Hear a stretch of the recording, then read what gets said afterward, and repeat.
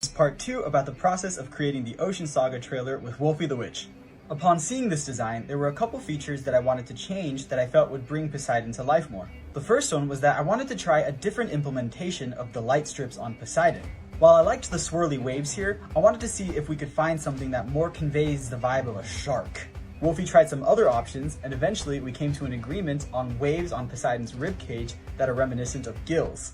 Next, I wanted us to change the hairstyle for Poseidon. While in a live action setting, the short hair could feel right and almost reminiscent of a shark, we found that it didn't translate so well in an animatic. It felt more militaristic than rock star.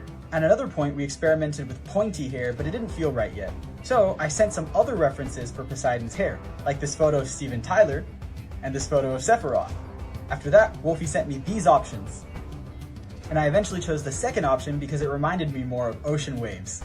Wolfy also asked if I had any ideas for necklaces or jewelry and such, and I said that I thought it would be really cool if Poseidon had a shark tooth necklace. And so I was happy with the design for Poseidon in the Ocean Saga trailer, and it was time to move on to Odysseus. Similar to Poseidon, the starting point for Odysseus was the vocalist behind the character. So I sent this picture of myself to Wolfy. We took into consideration the hair length and the amount of facial hair, and then Wolfy drew this.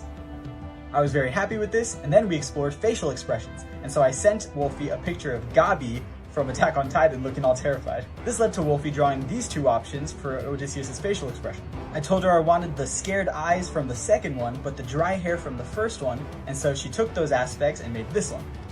I also want to take a moment to note that Wolfy was so kind and helpful throughout this entire process. I had so many different ideas of things that I wanted to see, and she was always willing to experiment and do whatever we could to figure it out. Her kindness throughout the entire process really made this such a fun experience. When we got to the topic of clothing for Odysseus, the same premise mentioned before applied here. And so, Wolfy drew this, which she says was inspired by what you might see on an antique vase depicting Greek mythology. At one point, we tried to see what a glowing light strip could look like on Odysseus, but ultimately decided not to use it for him in this trailer.